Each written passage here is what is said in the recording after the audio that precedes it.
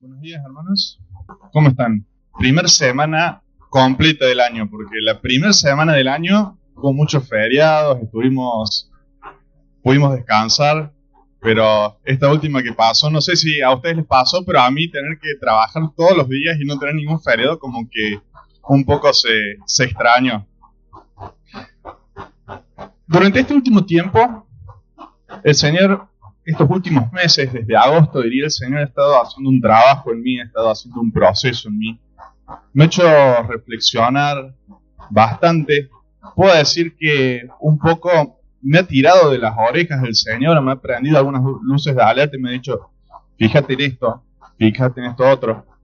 Y es algo que compartí con el grupo de jóvenes, así que perdón si soy repetitivo, pero no se preocupen que hay cosas nuevas. Pero una de las cosas que estuvo trabajando fuerte el Señor en mí fue ¿quién ocupa el primer lugar en mi vida? Y cuando el Señor me hace la pregunta por primera vez, puedo responder rápidamente, puedo responder fácilmente: vos, Señor, ocupas el primer lugar en mi vida.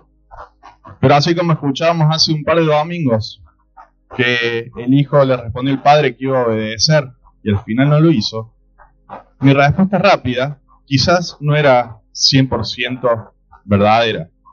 Y como Pedro, el Señor me puso en una situación incómoda, digamos, entre comillas, y me volvió a preguntar: ¿quién ocupa el primer lugar en tu vida? ¿Las cosas que disfrutas hacer o yo? Hasta ahí venía fácil para responder. ¿Tus pertenencias, tus bienes o yo? También seguía siendo bastante fácil responder y decir: sí, Señor, vos ocupas el primer lugar en mi vida. Y ahí el Señor como que de cierta manera me puso un jaque y me dijo: ¿y quién está en primer lugar? ¿Tu familia o yo? ¿Tu bebé recién nacido o yo? Y fueron preguntas profundas que de cierta manera un poco me hicieron doler el corazón y me hicieron dar cuenta que si bien el Señor ocupaba un lugar importante en mi vida, no ocupaba el trono, el primer lugar en todos los aspectos de mi vida. Y durante estos meses el Señor ha ido trabajando en eso. Y no puedo decir que sea una lección aprendida, una lección superada, pero sí que ha sido un tiempo de mucho aprendizaje, y parte de ese aprendizaje y de lo que me ha enseñado el Señor es lo que quiero compartirles en esta mañana. Oremos. Señor, te damos gracias por este día, gracias porque podemos abrir las puertas de esta iglesia con libertad, Señor, porque tenemos el privilegio, Señor, la bendición de no sufrir persecución por predicar el Evangelio. Gracias, Señor, porque pudimos participar de la cena, porque pudimos conmemorar lo que hizo el Señor Jesucristo por cada uno de nosotros. Gracias por tan grande amor que tuviste por nosotros, Señor. Te damos gracias porque nos dejaste tu palabra, porque nos dejaste tus enseñanzas. Gracias porque nos hablas todos los días, Señor.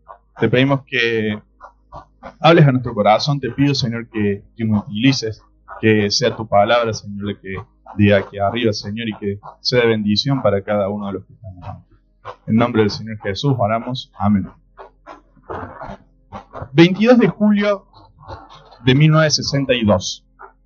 No todos estábamos en la Tierra todavía. En esa fecha, la NASA lanzó una sonda espacial llamada Marine 1. Era una sonda no tripulada, cuyo objetivo era ir hacia el planeta Venus, rodear el planeta Venus y tomar información de su atmósfera, de su temperatura, a qué velocidad rotaba, a qué velocidad se movía, poder buscar muchas características de ese planeta. Esa era la intención que tenían con esa nave espacial que estaban enviando. Pero sucedió que 5 minutos después del despegue de la nave empezó a desviarse y la nave no respondía a los comandos que le enviaban desde aquí, desde la Tierra. Entonces, a los 6 minutos del despegue, deciden enviarle un comando de autodestrucción a la nave para que se destruya y no vaya a caer en algún lugar poblado. Las pérdidas fueron totales. Se calcula que fueron más de 150 millones de dólares que perdió la NASA con esa nave que se destruyó. Pero afortunadamente no hubo ninguna pérdida de vida humana. Sí, como dije, enormes cantidades de dinero, enorme cantidad de horas trabajadas, de tiempo invertido, de investigación. Después de que pasó esto, la NASA se puso a investigar para que no les vuelva a pasar con el próximo despegue que hicieran.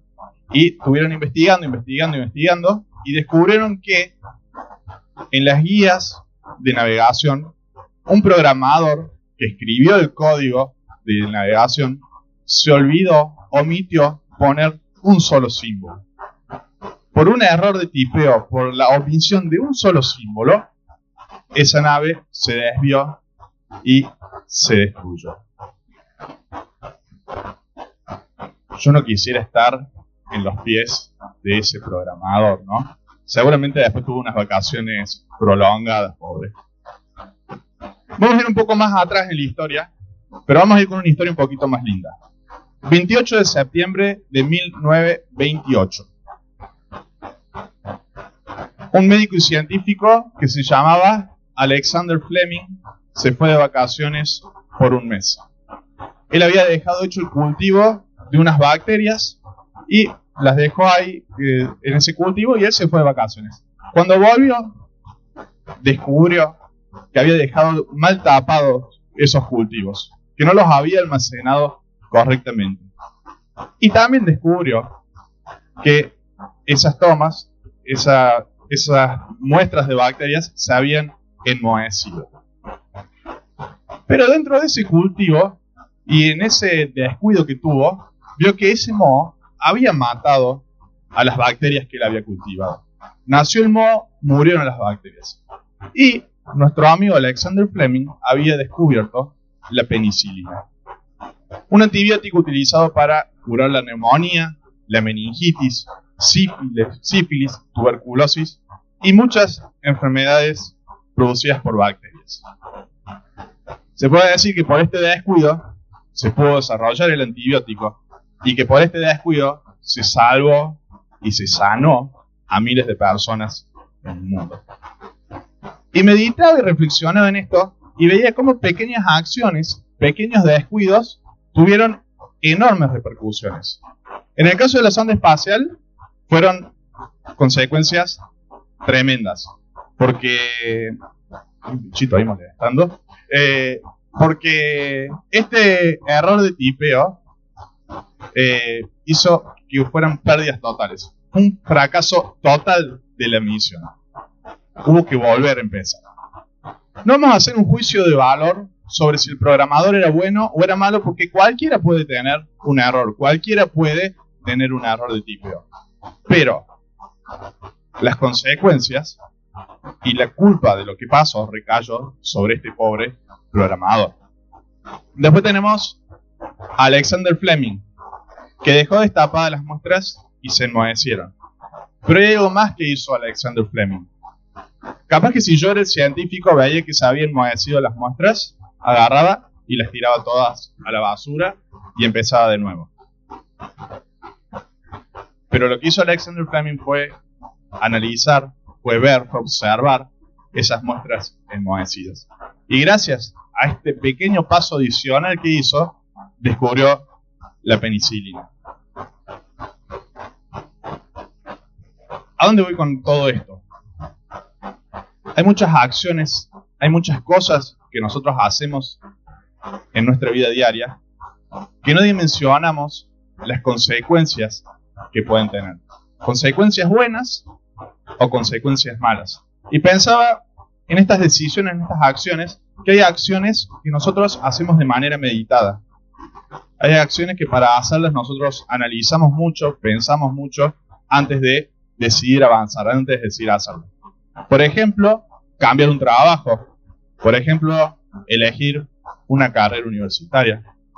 Por ejemplo, mandarle un mensaje a la chica esa que te interesa para invitarla a tomar un helado. Por ejemplo, servir en un área de la iglesia. Son decisiones que nosotros meditamos antes de hacerlo. Por el contrario, hay otras acciones que nosotros no hacemos de manera tan meditada, que no pensamos tanto, sino que las hacemos de manera automática conforme va pasando el día. Por ejemplo, ninguno de nosotros creo que medite tanto en qué es lo que va a comer. O si tengo que ir a algún lugar, no estoy mucho tiempo pensando qué camino voy a hacer, si voy a ir por circunvalación o si voy a ir por la costanera. O a la mañana cuando suena la alarma no pienso mucho si voy a posponerle y me voy a despertar un poquito más tarde o si me voy a levantar en acto. O cuando te subís al colectivo, no pensás mucho y te quedas pensando dentro del colectivo, ¿cuál de todos los asientos libres voy a ocupar? Vas directamente a uno y no lo analizás tanto. Y el objetivo de esta mañana no es que nos volvemos personas que estén sobrepensando todo el tiempo y estén analizando cada acción antes de hacerla, porque primero nos volveríamos locos, segundo perderíamos muchísimo tiempo y nos volveríamos improductivos. Pero sí quería que pensemos en esta mañana que hay acciones que parecen insignificantes, pero que pueden tener un peso importante en las consecuencias del futuro. Consecuencias que vamos a ver tiempos después, días después, meses después, años después. Y que pueden ser consecuencias buenas o consecuencias malas. Por eso el título de este mensaje en esta mañana es El peso de mis acciones. Y para acomodar el mensaje para que pueda ser más fácil de entender, lo he dividido en algunos puntos. Y en primer lugar, esta mañana le quiero hablar de las acciones que tomamos luego de haber meditado mucho, luego de haber pensado mucho. Acciones que tomamos luego de largos tiempos de reflexión, de análisis. Y si hacemos las cosas bien, después de largos tiempos de oración, de largos tiempos de encomendarnos al Señor. Y para eso, tomé un ejemplo bíblico que es de la vida de Abraham. Y vamos a empezar siendo malos con Abraham. Primero lo vamos a golpear un poco, después vamos a ser buenos con Abraham. Dice Génesis capítulo 12, versículo 1. Este es el comienzo de la vida de Abraham. Cuando la primera vez que aparece en la Biblia, dice: pero Jehová había dicho a Abraham: vete de tu tierra y de tu parentela y de la casa de tu padre a la tierra que te mostraré. Y haré de ti una nación grande, y te bendeciré y engrandeceré tu nombre, y serás bendición. Bendeciré a los que te bendijeren, y a los que te maldijeren maldeciré. Y serán benditas en ti todas las familias de la tierra. Y se fue Abraham como Jehová le dijo. Y yo acá tengo un punto coma y dice: y Lot fue con él. Lot era sobrino de Abraham, hijo de un hermano que ya había muerto. Y si nosotros seguimos leyendo un poquito la vida de Abraham, podemos ver que este sobrino Lot fue un poco una piedra en el zapato de Abraham, o podemos decir una piedra en la sandalia de Abraham en esa época. Pero fue una complicación para Abraham por varios motivos. En primer lugar, los pastores de Abraham se pelearon con los pastores de Lot, había conflictos, tuvieron que separarse, tuvieron que dividir las tierras. En segundo lugar, Lot se fue a vivir cerca de Sodoma y Gomorra. Sodoma y Gomorra fueron atacados por otros reyes. Lot fue capturado y ahí tuvo que salir Abraham al rescate y ponerse en movimiento para rescatar a toda la familia. En tercer lugar, Abraham tuvo que interceder por Lot para que no sea destruido junto con Sodoma y con Gomorra. Pero yo lo que me quiero centrar es en el cuarto punto, que es el que me parece más grave de haberse llevado a Lot, que está en Génesis capítulo 19, versículo 30. Sodoma y Gomorra a esta altura ya había sido destruido y Lot había huido con su familia y su esposa había sido convertida en estatua de sal. Es decir, que estaba Lot solo con sus dos hijas. Y dice el versículo 30. Después Lot, por miedo a la gente de Zoar, dejó la ciudad junto con sus dos hijas y se fue a vivir a una cueva que había en la montaña. Un día, la hija mayor le dijo a su hermana: ya nuestro padre está muy viejo y además no ha quedado hombre alguno en estos lugares con los que podamos casarnos como es la costumbre. Así que vamos a emborracharlo y acostarnos con él. De este modo, lograremos que nuestro padre tenga descendientes. Versículo 37. El hijo de la mayor se llamó Moab y fue el padre de los actuales moabitas. El hijo de la menor fue llamado Ben-Amí y fue el padre de los actuales amonitas. No sé si les suena el nombre de esos pueblos. Este punto me parece la consecuencia más grave de haberse llevado a Lot con él.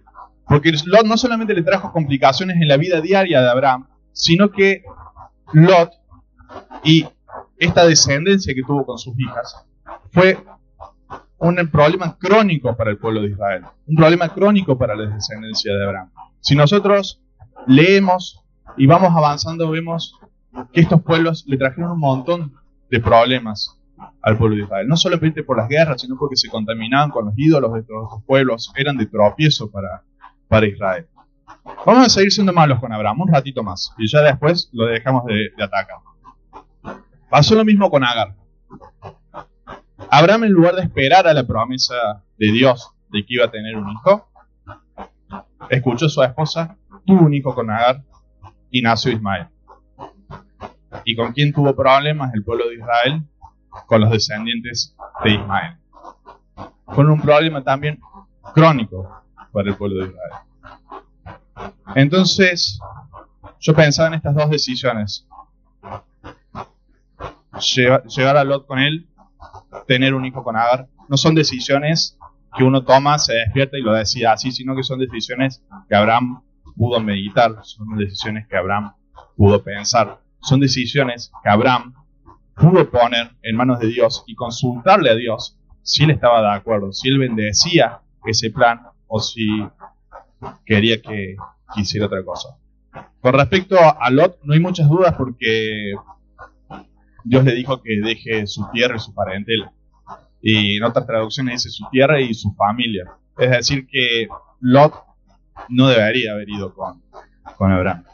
Es decir, que Abraham tuvo tiempo para meditar en esto, decidió y actuó conforme a lo que decidió y le trajo consecuencias negativas a él y a toda su descendencia.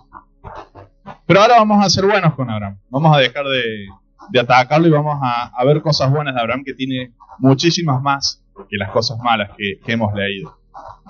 Dios le había prometido a Abraham que en su hijo Isaac iba a cumplir la promesa. Dice Génesis 17 y 19: ciertamente Sara tu mujer te dará a luz un hijo y llamará su nombre Isaac, y confirmaré mi pacto con él como pacto perpetuo para sus descendientes después de él. Y nosotros, si seguimos leyendo, vemos que esa promesa se cumplió. Y venía todo bien hasta que un día Dios le dice a Abraham: quiero que me ofrezcas en sacrificio a tu hijo Isaac. Y acá también Abraham tuvo tiempo de pensar en esa orden que Dios le dio. Pasó esa noche, supongo que no debe haber podido dormir esa noche Abraham pensando en eso. Y también tenía distintas decisiones que podía tomar. Porque podría haber hecho como Jonás y haber huido. Podría haberse rebelado y no haber hecho nada. Podría haberse quejado. Pero para bien de Abraham y para ejemplo nuestro, Abraham puso a Dios en primer lugar, decidió obedecerle y fue bendecido enormemente. Y así como Abraham tuvo que tomar decisiones difíciles, nosotros también en la vida, dependiendo en qué punto de la vida estamos, tenemos decisiones difíciles que tomar. ¿Con quién voy a formar una familia? ¿A qué me voy a dedicar? ¿Dónde voy a trabajar? ¿Dónde voy a vivir? ¿Dónde voy a congregarme? ¿Cómo y de qué manera y en dónde voy a servirle al Señor? Y lo más importante en este punto es que quien respalde esa decisión, quien esté de acuerdo con esa decisión, quien haya trazado ese camino para mi vida, sea Dios. Y pensaba, bueno, buenísimo, pero ¿cómo puedo hacerlo? Y se me ocurrían dos maneras y pensaba en dos maneras. En primer lugar, tengo que conocer la palabra de Dios. Porque hay muchas respuestas a mis preguntas. Hay muchas respuestas a las preguntas que puedo hacerle a Dios y consultarle a Dios que ya están respondidas en la Biblia. Entonces, hay ciertas cosas por las que no voy a tener que hacer ayuno y oración y esperar para saber qué es lo que quiere Dios, porque ya me lo dejó escrito acá. Y pensaba que qué importante es que conozcamos de Biblia. Pero también, qué importante es que tengamos referentes espirituales. Porque si tenemos referentes espirituales, también podemos preguntarle a ese referente y sentarnos y verlo junto en la Biblia, y nos puede ayudar ese referente que tenemos a que encontremos la respuesta en la Biblia. Pero a veces el rumbo no está tan claro. La dirección que tenemos que tomar no es tan clara como leerla en un pasaje o en un versículo. Y ahí sí necesitamos que Dios muestre cuál es su voluntad para nosotros. Dice Proverbios 3, versículo 5: Fíate de Jehová de todo tu corazón y no te apoyes en tu propia prudencia. Reconócelo en todos tus caminos y Él enderezará tus veredas. No seas sabio en tu propia opinión. Teme a Jehová y apártate del mal. Otra versión dice: busca su voluntad en todo lo que hagas. Me llamó la atención este pasaje porque 2 veces aquí el libro de Proverbios nos pone una alerta, nos pone una alarma y nos dice: Andrés, no te apoyes en tu propia sabiduría. 2 veces nos dice que no nos apoyemos en nuestra propia sabiduría. Dios nos pide que nos apoyemos en Él, que no nos dejemos engañar por nuestro corazón, que ya la Biblia lo describe como engañoso. Pensaba en Josué, que atacó la ciudad de Jai sin consultarlo con Dios. Creyó que sobraban fuerzas, decidió mandar menos ejército para no cansar a la gente y fue derrotado terriblemente. Pensaba en el rey David, que decidió realizar un censo para ver cómo estaba el pueblo y para ver cómo estaba su poderío militar, en lugar de pensar que cada vez que él fue a la guerra, la victoria se la dio Dios. Y este tipo de decisiones equivocadas trajeron consecuencias siempre para el pueblo. Para terminar con este punto, lo más importante es que cada decisión importante, cada camino importante que vamos a tomar, lo pongamos en manos del Señor. Que busquemos cuál es su voluntad antes de empezar un nuevo camino. Y pensaba que en la vida a veces uno llega a un punto y tiene 2 caminos para tomar. Y Andrés, yo quiero tomar este camino. Pero Dios me está marcando claramente que ese no es el camino, que tengo que tomar este otro camino. Y que tengo que tomar una decisión, si seguir mi deseo o seguir su voluntad. Y descanso y me da tranquilidad saber que la voluntad de Dios es buena, agradable y perfecta para mí. Entonces, si Él me está marcando ese camino, es porque ese camino es el que es bueno. Ese es el camino en el que me va a hacer bien, en el que voy a serle útil, en el que voy a poder darle gloria a Él. En segundo lugar, en esta mañana, quería compartirles otra cosa que el Señor me mostró. Y es que el no hacer nada, el no tomar una decisión, el no tomar un camino, también es una decisión. Dejar todo como está es decidir. Y esto también puede ser bueno o puede ser malo, porque a veces se requiere que no haga nada, pero a veces se requiere que deje de hacer nada y me ponga en movimiento. Y vamos a empezar también con un ejemplo malo. Estamos empezando por lo malo, después vamos por lo bueno. 1 Samuel 3:11 dice: entonces el Señor le dijo a Samuel: estoy por hacer algo espantoso en Israel. Llevaré a cabo todas mis amenazas contra Elí y su familia de principio a fin. Le advertí que viene juicio sobre su familia para siempre, porque sus hijos blasfeman a Dios y Él no los ha disciplinado. Por eso juré que los pecados de Elí y los de sus hijos jamás serán perdonados ni por medio de sacrificios ni ofrendas. La Biblia nos enseña que los hijos de Elí eran malvados, eran corruptos, eran blasfemos, hacían cosas abominables. Y según la ley que había en Levítico, lo que le correspondía a los hijos de Elí era ser apedreados. Elí en su momento los reprendió, les dijo: chicos, dejen de hacer esto. Pero nunca tomó las acciones que había que hacer, nunca hizo lo que había que hacer. Y le fue contado por pecado. y recibió castigo Elí, sus hijos y también toda la descendencia de Elí. Otro caso en el que hubiera sido, es el otro camino, hubiera sido bueno esperar y no apurarse, hubiera sido para Saúl, que se apuró en ofrecer el sacrificio, en ofrecer el holocausto en lugar de esperar que llegara Samuel. Y ese fue el principio del fin para Saúl. Ese fue el primer gran error, el primer gran pecado de Saúl que marcó el fin de su reinado. Otro que esperó y que hizo bien en esperar fue José. José fue encarcelado injustamente y estuvo encarcelado durante años.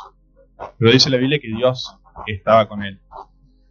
Y se mantuvo en la cárcel José y no tomó decisiones apresuradas, no tomó decisiones extremas, no decidió escaparse porque él consideraba que él era justo, no hizo nada que fuera indebido.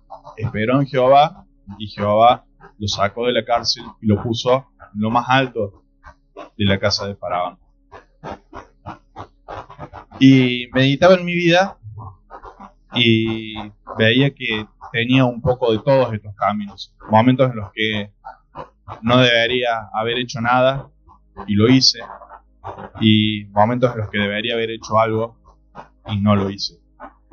Y donde más me tocó el Señor y me mostró que estaba fallando y que he fallado, es cuando ha llegado el momento de predicar del Señor, de contar lo que Jesús hizo en mi vida, cuando se me ha presentado la oportunidad y no he hecho nada y no he predicado a esa persona que tuve la oportunidad.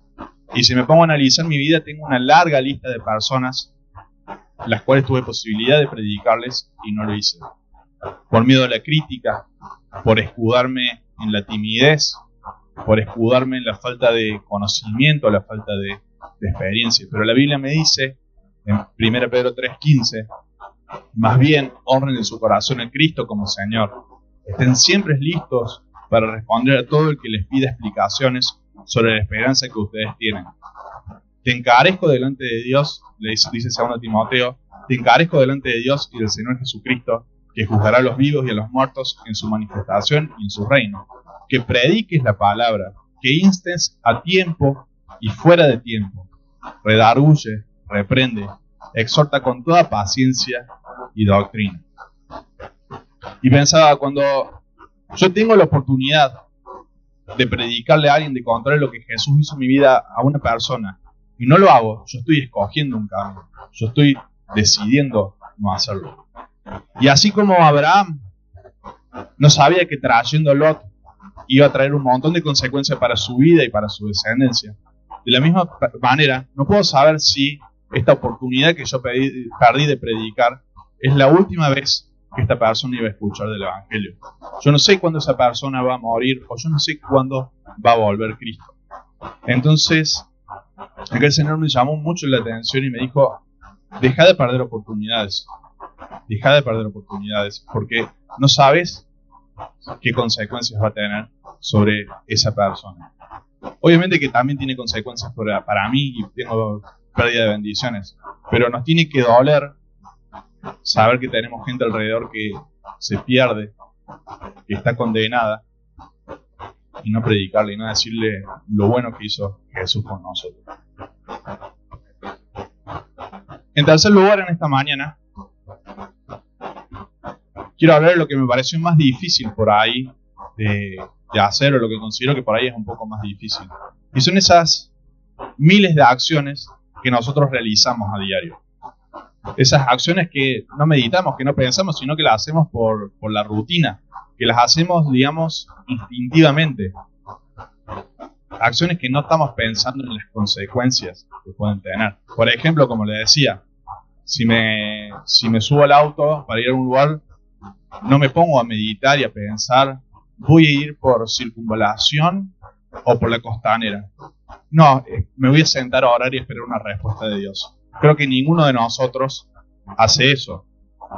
Ninguno de nosotros se pone a meditar y a pensar mucho qué es lo que va a comer. Si va a tomar café o va a tomar mates. Va y lo hace. Cuando uno responde, por ejemplo, un mail, no piensa por ahí mucho en las palabras que va a utilizar. Uno no piensa por ahí mucho en qué es lo que va a hacer cuando vuelva del trabajo.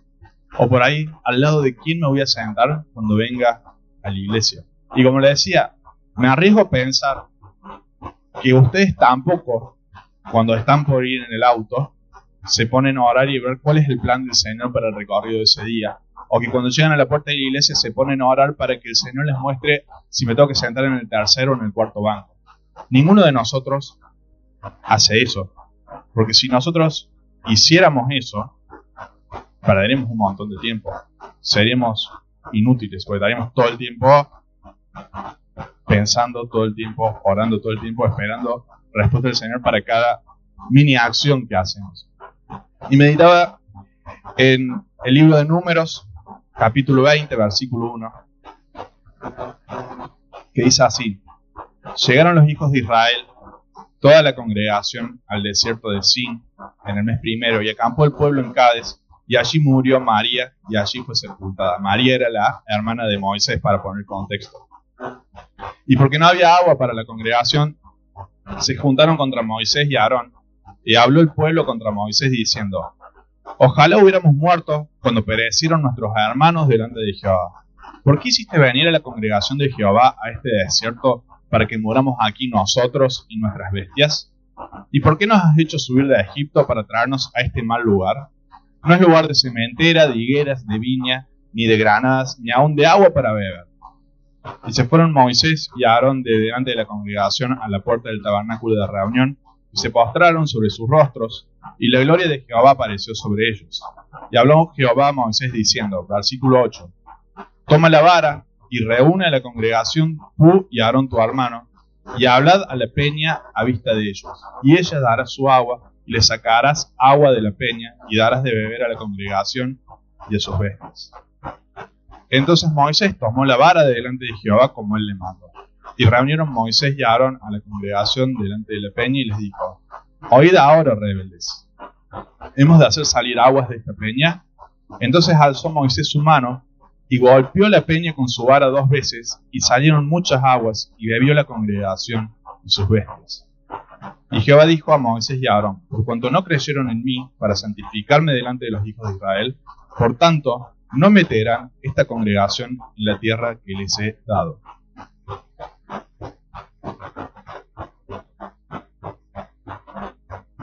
Trataba de ponerme